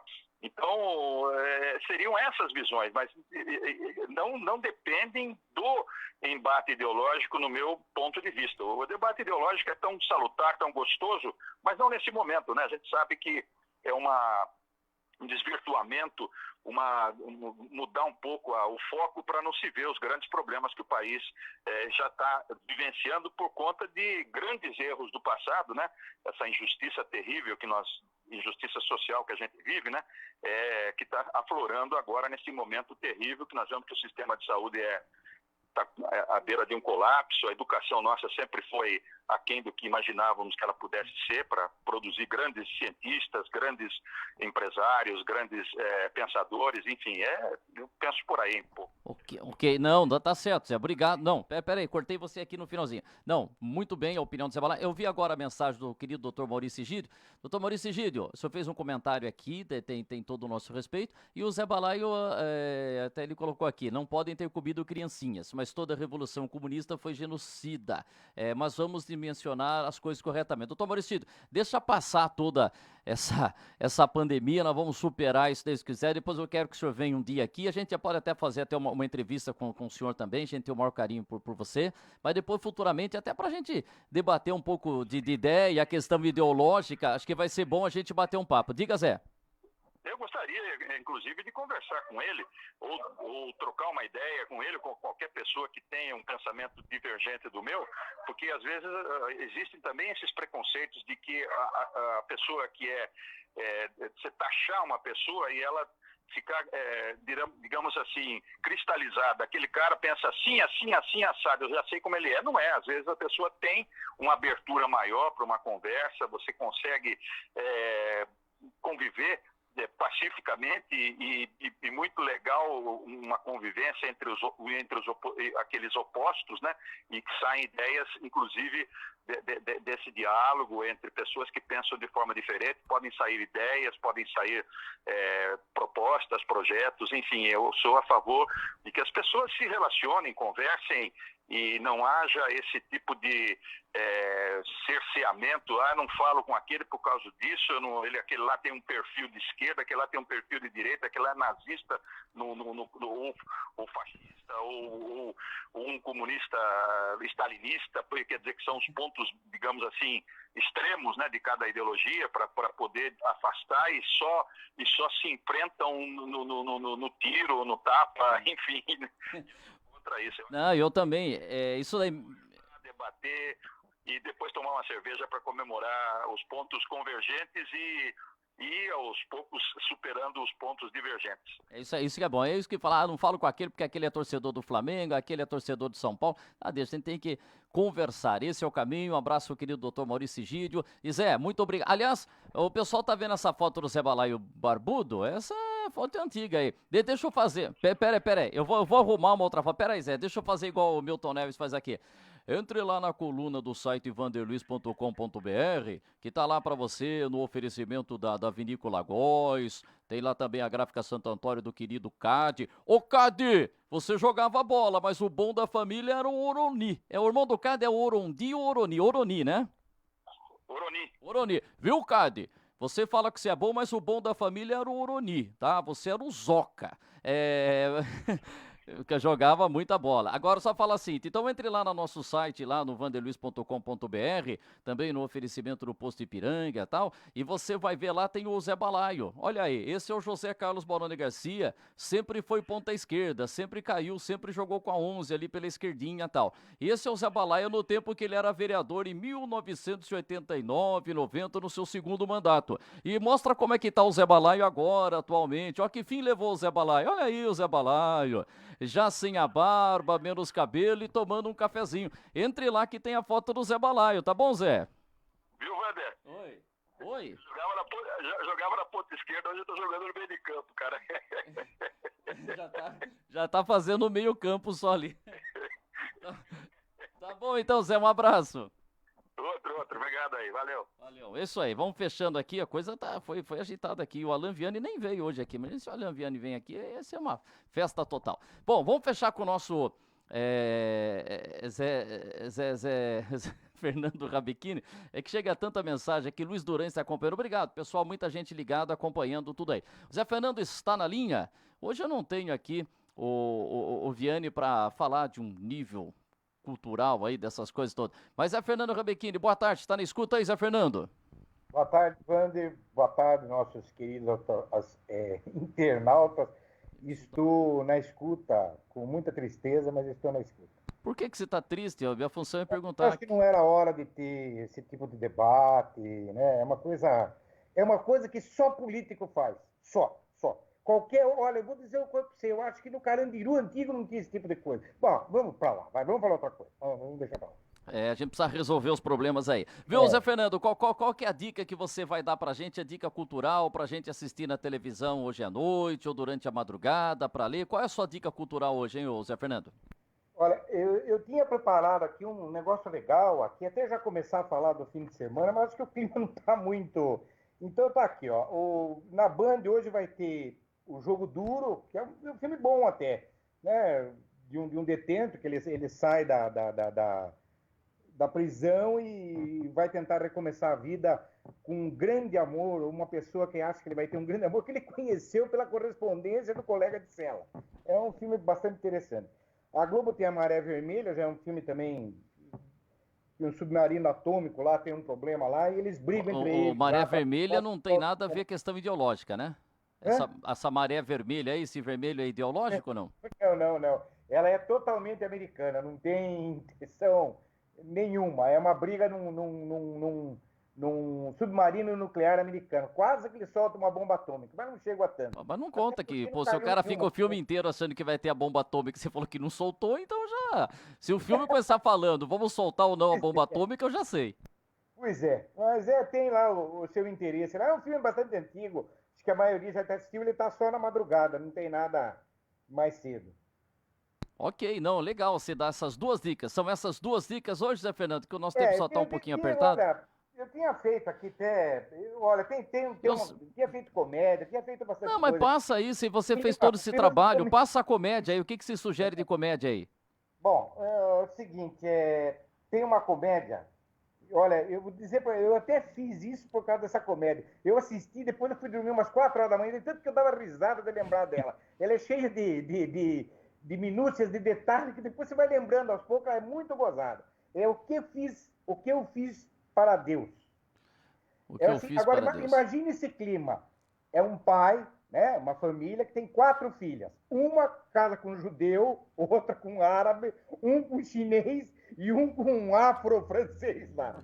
Imagine o que é essa confusão. A festa de fim de ano lá é uma reunião da ONU. Exatamente, é calcada nessas festas. É sensacional, a gente dá muita risada, mas ao mesmo tempo ela passa uma mensagem que é legal no final, dá pra gente ver que a miscigenação é possível. Ah, então você já vai sabendo também que tudo vai acabar bem no filme, tá? Você vai ver muita briga, mas... né? Tem que acabar bem. Se Deus quiser. Pô, valeu então, Zé Fernando. Valeu. Desculpa ser mais apertado hoje, mas reclamações em Brasília com o Bolsonaro e com o Mandetta. Exatamente. E um detalhe, olha, a Netflix estreia amanhã o filme Sérgio, do Wagner Moura, que é sobre aquele embaixador aí brasileiro que foi assassinado lá no Iraque. Ah, foi uma explosão, foi uma explosão. Como é que era o nome dele mesmo? Sérgio Melo, não sei o que lá, Melo. Eu lembro desse caso, acho que foi mais ou menos em 96 e tal. Sérgio Vieira de Melo, isso aí. É isso mesmo. Então é sobre ele o filme, o Wagner Moura fez, é um dos produtores. Tem uma atriz cubana que interpreta a namorada argentina dele lá. Enfim. Porque foi essa história toda. Eu não sei se ele era casado na época ou não era. Aí teve aquela história, eu lembro que o Fantástico mostrou que uma mulher chorando lá era a namorada dele, eu até posso cometer amante, alguma coisa, porque aquela mulher estava chorando lá na frente. Para se entender bem, talvez, o filme, a gente ter uma ideia boa de quem era ele, a Netflix também tem um documentário que foi exibido inicialmente na HBO, mas que agora está à disposição na Netflix, que é um documentário, inclusive, com ele. Ele é, assim, um pouquinho, às vezes, difícil, assim, pesado, porque tem cenas realmente do que aconteceu, dos caras tentando salvar ele, depoimento do pessoal que ficou lá no buraco, lá que ele estava tentando tirar ele, e ele, às vezes, é um pouquinho, né? Então, se a pessoa não se sente em condições agora de ver, mas é importantíssimo. É um filme importante, né? Foi o Wagner Moura, como eu disse, ele é o protagonista e também é um dos produtores executivos ali que bancou a ideia. E para entender um pouquinho a vida do Sérgio aí, como as pessoas gostavam dele, até mesmo essa parte pessoal dele, que ele era separado, mas ele teve muitas outras mulheres, tal, essa parte familiar dele, tudo tem esse documentário. Como eu disse, ele é um pouquinho forte, mas para depois a gente entender bem o filme, que o filme, como eu disse, é um pouco mais, é uma ficção, assim, mas muito próximo da realidade e que estreia a partir de sexta-feira na Netflix. Então, se o pessoal quiser assistir o documentário hoje, amanhã o filme, mas não deixam de ver a comédia, porque vê o documentário e depois ri muito com a comédia. Só falando aqui, eu achei que ele tinha morrido em 96, 97, não foi um pouco depois. Sérgio Vieira Melo, ele morreu em 19 de agosto de 2003, era um diplomata brasileiro, funcionário da ONU, Organização das Nações Unidas, e durante 34 anos trabalhou na ONU, alto comissário das Nações Unidas para Direitos Humanos, e ele infelizmente faleceu em 19 de agosto de 2003, em Bagdá, capital do Iraque, juntamente com outras 21 pessoas, vítimas de um atentado à bomba contra a sede da ONU, né? Foi realmente uma coisa... Aí a gente percebe no documentário que não foi bem contra a sede, foi contra ele.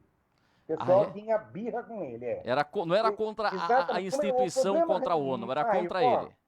O problema maior aconteceu em Timor-Leste, quando ele conseguiu dividir o Timor-Leste da Indonésia, que é o maior país da religião lá dos lá, agora escapou o nome aqui. É o maior país. Então, aí ele brigou com os caras. Então você percebe, inclusive, aonde eles colocaram o caminhão para a bomba explodir, embaixo da coisa dele. Então quem vê o documentário vai perceber que o negócio era contra ele mesmo e já vinha de antigamente. E não estou dizendo que eu sou a favor a ele ou contra ele. Estou dizendo que cada um assista o seu documentário. Então alguém já vai dizer que eu sou comunista, eu sou do direito também. Então é melhor as pessoas assistirem e tirarem as suas conclusões, aprenderem um pouco da vida dele e depois ver ali o filme, que vai ser romanceado, não tenha dúvida, vai ter lá suas licenças poéticas, mas dá pra gente... Eu acho que é um bom filme pra gente ver um brasileiro que era tratado como James Bond, viu? Eles achavam que era meio James Bond, ia fazer tudo, não ia morrer, não ia acontecer nada. Ele tinha tinha um lance aí que nós aqui não conhecemos, né? Porque os depoimentos são todos eles de pessoas de fora do Brasil, né? Não existe, a não ser um sobrinho dele que dá um depoimento, parece, a totalidade praticamente é de estrangeiros falando dele e sempre falando muito bem, né? Tem só um que é um dos mandantes lá que concedeu uma entrevista. Muito bom, muito boa essa dica de um brasileiro que poucos brasileiros conhecem e grande parte do mundo reconhece. Tá certo, Zé Fernando? Obrigado pela participação. Amanhã tem mais, hein? Tem mais e você deve assistir, viu, Wander? Você principalmente. Eu vou ver se o senhor assisto sim. Vou ver se o senhor acompanha sim nas minhas madrugadas. O Cláudio Góes está falando, hein? Tô recebendo um bip. Lembra do bip? Bip, bip, bip. Cláudio Góes tá falando? Vamos ver o que o Cláudio Góes tá falando pra gente ouvir um pouquinho, presidente. Vamos lá, o presidente Jair, o nosso Jair Ribeiro, se autoriza o Cláudio Góes falar um pouquinho. Vamos ver o Cláudio Góes, o que ele vai falar hoje lá no pronunciamento. Vamos lá, Cláudio. Já está ajeitando. Vamos lá, vamos ver o prefeito de São Roque, Cláudio Góes. A gente começou a ter hoje a entrega do kit merenda e amanhã a gente vai prosseguir. São outros bairros que serão atendidos. Vai para o lado de São João Novo amanhã. Vamos ouvir aqui o Cláudio Góes, o que ele tem de novidade. Vamos lá, dá para ouvir? Vamos lá, Claudião.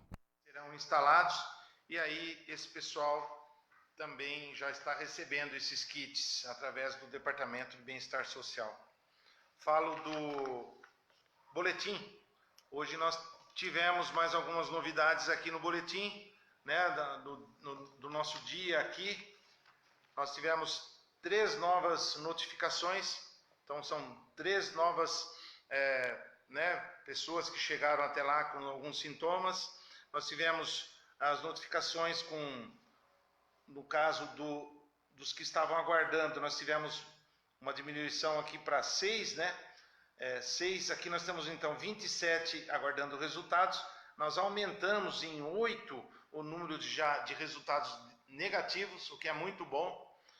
E então se percebe que de 88, 54 estão aqui negativos e mais um caso hoje aumentou mais um positivo. Então nós temos 54 descartados, 7 positivos e 27 aguardando resultados. Então, esta fila está baixando, né? Essa coluna que é importante, esta aumentando, que também é muito importante, e essa também nos causa preocupação. São 7 novos casos, são mais um, né? E totalizando o número 7 de casos positivos.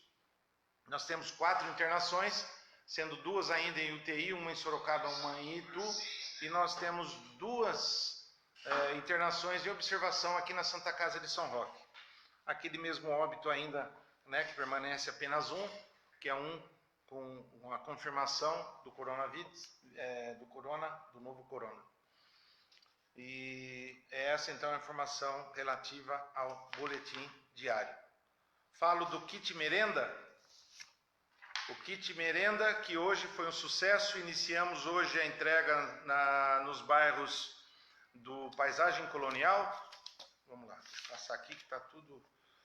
A memória não consegue segurar tudo. Paisagem Colonial, Guaçu, Sabuó, Juca Rocha e Bairro do Carmo. São os 5 pontos hoje entregues, né, os kits merendas e também os kits guloseimas, que a gente chama Páscoa, né? Por quê? Porque eram alguns produtos à base de chocolate que estavam já aqui sendo preparados para a Páscoa. Na época não foram utilizados, a gente segurou, guardou, estocou, manteve no estoque. Juntando com a doação da Hershey's, que eu quero aproveitar e agradecer aqui, tivemos um complemento no kit Páscoa, estão também sendo entregues juntamente com os kits cestas básicas para a população, para os alunos. Muitos pais indo buscar, é bonito de ver, é emocionante porque, puxa vida, é o próximo sendo ajudado, é a sociedade. E parabéns a todos da Prefeitura, desde das áreas de saúde e hoje em especial com o pessoal do Departamento de Educação fazendo a sua parte de forma organizada. Também o pessoal de obras esteve lá, voluntários, uma equipe de amigos aí de São Roque. Quero agradecer a todos, não vou citar os nomes, mas estiveram lá, até uns felizes, né, porque tinham conseguido algum alvará, né, em casa, estiveram lá descarregando os caminhões. Amanhã teremos mais 2 caminhões que estarão atendendo aqui São João Novo, lá na EMEI São João Novo, na creche São João Novo e EMEI São João Velho, que serão, serão entregues no EMEI de São João Novo, e também na IMF Olga Farias e na IMF Sônia Guilard.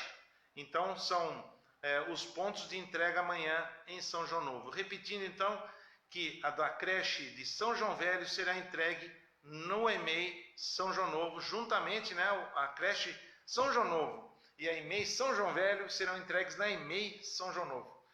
Amanhã vocês com certeza chegarão por lá e encontrarão, a partir das 13 horas até as 17, a entrega dos kits merenda e também do kit Páscoa. Mailasque no Tibério, Escola Tibério, na Adelina Caparelli e na EMEI Aparecida Leite Dias, também das 13 às 17 horas. E em Volta Grande, Paulino Figueiredo, a EMEIF, é tudo aqui, né? EMEI, o ensino infantil e o fundamental na Paulino Figueiredo, no Volta Grande, também a partir das 13 horas. Então, aquela região de Mailasque e São João Novo será atendida amanhã, a partir das 13 horas. Só cabe aqui uma explicação. Eu tinha falado ontem sobre Vila Amaral. Infelizmente, não está nesse pacote de amanhã, Vila Amaral. Aguardem o informativo. Então, Vila Amaral amanhã não será atendido. Por quê? Porque o fornecedor não conseguirá trazer os 3 caminhões que estavam agendados. Virão apenas 2 amanhã. Esperamos que para o sábado eles mandem amanhã o cronograma de sábado e aí sim nós teremos a disponibilização das regiões que serão atendidas ainda nesse final de semana, mas peço que aguardem os informativos. Confirmados para amanhã os bairros de Mailasque e de São João Novo, tá certo? Já já vocês encontrarão nas redes sociais a relação das escolas para entrega amanhã a partir das 13 horas. Falo de um assunto importante, que eu acho que está na hora da gente ir passando mais algumas informações, né? Porque nós estamos fazendo aqui, além dos cuidados contra o coronavírus, além dos cuidados do isolamento, além dos cuidados com a saúde, com a educação, com o atendimento à população.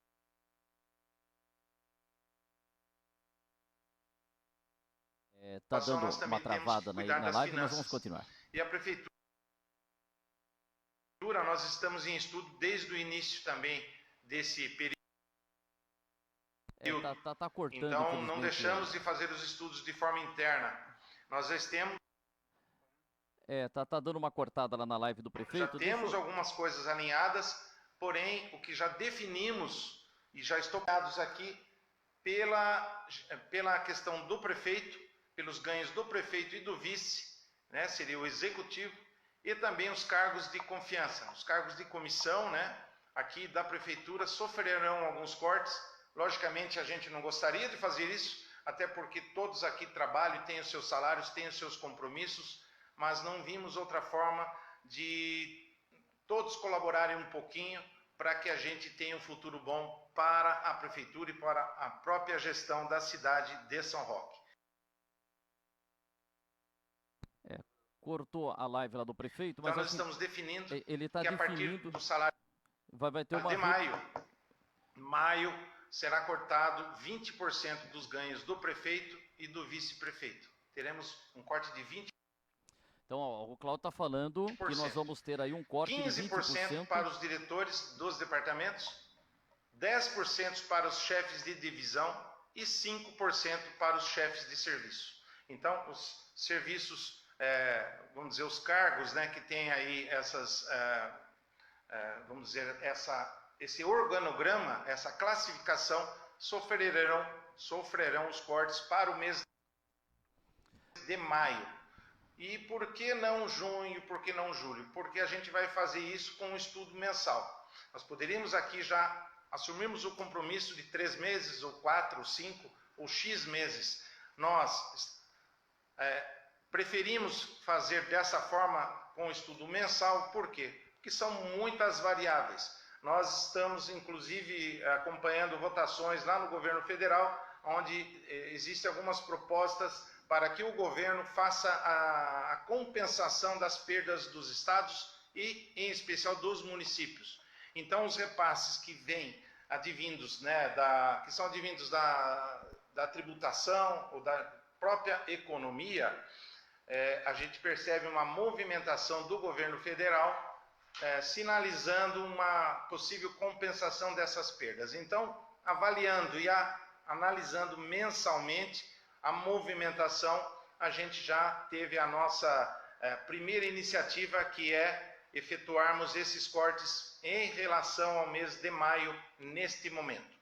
Então, friso novamente que para junho e julho, logicamente, estaremos também acompanhando, mas o mês de maio, esses cortes de 20%, 15%, 10% e 5% de forma respectiva, a partir do Executivo. Com isso, a gente busca aqui fazer a nossa parte, é sim mais um esforço da gestão, é mais um esforço do servidor público, em especial os de cargo de confiança, os quais agradeço ao empenho, à responsabilidade, porém também ao compromisso de ajudarem a população, ajudando a administração, a qual servem com o seu trabalho. Poxa, que pena, tá travando, mas o Cláudio tá passando uma informação importante, né, daquelas pessoas que estão sempre cobrando, olha, mas como é que vai ser a ajuda dos políticos, dos servidores? Então o Cláudio está anunciando uma redução de 20% dos salários de prefeito e vice-prefeito. Quem é chefe, quem é diretor de departamento, uma redução de 15%. Quem é chefe de divisão, uma redução de 10% dos salários. E quem é chefe de serviço, se tem lá serviço no esporte, tem, acho que em todos os departamentos tem serviço, chefe de serviço tal, no departamento de saúde, uma redução de 5%. Então vamos lá, redução de 20% nos salários do prefeito e vice, 15% nos diretores de departamento, do cargo de confiança, 10% chefe de divisão e 5% chefe de serviço, né? São as informações do Cláudio Góes, passando lá. Será que dá para voltar por aí para fechar? Voltou, travou de vez a live do prefeito? Então é uma pena que travou, mas acho que deu para a gente acompanhar boa parte dessa live aqui na transmissão, esses detalhes que o Cláudio acabou passando. Beleza? Travou, né? Aqui tá de vez em quando rodando, acho que travou. Não. Oi? Ah, tá bom. Pô, Jair, agora entendi. Agora entendi o sinal. É que eu sou especialista em linguagem... Olha, dá uma coisa... Voltou? Vamos voltar ao finalzinho. Eu sou especialista em linguagem labial, mas com os caras de máscara agora eu não estou entendendo nada. Vamos lá, roda aí. Sem máscara, eu vi a aglomeração de pessoas dos balcões dessas óticas. Então, estou falando de ótica, estou falando de farmácia, eu estou falando de posto de gasolina, estou falando de supermercado, de mercearia, de padaria, de tudo que está aberto. Autopeças, que mais? Lojas de material elétrico, que eu também ontem eu percebi algumas movimentações. Gente, nós estamos inclusive com o nosso departamento, o nosso setor, a nossa divisão de vigilância sanitária, elaborando um material para divulgação e até para fixarmos nas entradas das lojas um modelo muito prático de procedimento, tanto do comerciante quanto do usuário. O que nós precisamos que sigam são 4, 5, meia dúzia de itens básicos, ou seja, público chegue até os lugares, entre naquela loja, se não tiver movimentação grande acima do praticado. E, logicamente, respeite o espaçamento quando em fila nas ruas. Entrem com máscara. Comerciante, atenda com máscara e busque a colaboração. Não vai dar, né, Jair? Tá travando muito a live lá do prefeito, mas está aí. Eu vou dar uma nota aqui da Saneaqua. Deixa eu pegar aqui. A Saneaqua, empresa responsável pelos serviços de água e esgoto de Mairinque, informa que desde segunda-feira, dia 13, implantou o atendimento com hora marcada na loja da concessionária da cidade. A medida foi tomada para que funcionários e clientes, por conta do avanço do Covid-19. A loja permanecerá fechada da Saneaqua aqui em Mairinque para o público, sendo realizados somente atendimentos por agendamento, que pode ser feito no site da concessionária. Então, para realizar o atendimento, se tem algum problema na questão de água e esgoto, www.saneaqua.com.br. No menu, o cliente vai escolher agendar atendimento e será redirecionado para um formulário em que será necessário preencher nome completo, por isso deixa tudo direitinho, nome completo, número do celular, e-mail, e tem o registro da conta e você vai ter tudo lá, entendeu? Após o agendamento, um atendente da Saneaqua vai fazer o contato com o cliente para iniciar o atendimento e para que possa atender o caso e tentar solucioná-lo. Caso não seja possível, será feito o agendamento para que o cliente vá até a loja e conclua o atendimento, tá bom? Então tá feito aí, se precisar de alguma coisa da Saneaqua, www.saneaqua.com.br. Finalizamos então, né? Infelizmente caiu o nosso contato lá com o prefeito, Cláudio Góes, e a gente finaliza aqui o nosso Linha Aberta. Amanhã, sexta-feira, nós estaremos de volta trazendo mais informações para você. Para fechar o programa, eu não posso deixar aqui, tem a campanha da Sociedade Protetora dos Animais, não posso esquecer dos nossos cachorrinhos também. Então fecha com esse vídeo, eu vou fechar o programa de hoje, o Guilherme vai colocar, tem 1 minutinho, tem muita entidade precisando de ajuda, tem muita pessoa precisando de ajuda, precisamos colaborar, mas também temos os animaizinhos, né? Tem cachorrinho, tem gatinho, e essa Sociedade Protetora dos Animais, que já tem uma dificuldade imensa para conseguir arrecadar ração e tal. O bingo que estava previsto já não pôde ser realizado, não pode ser realizado o Bazar da Pichincha, então existe também essa dificuldade. Então colabore com as entidades, vamos ajudar os idosos, as pessoas que precisam, as crianças, mas vamos ajudar também os animaizinhos. Eu vou fechar o programa com esse vídeo aqui, com essa mensagem aqui da Sociedade Protetora dos Animais, e você também poderá colaborar. Ok? Pode ser, Guilherme? Então vamos lá. Para fechar, a gente volta amanhã com o nosso Linha Aberta. Um grande abraço.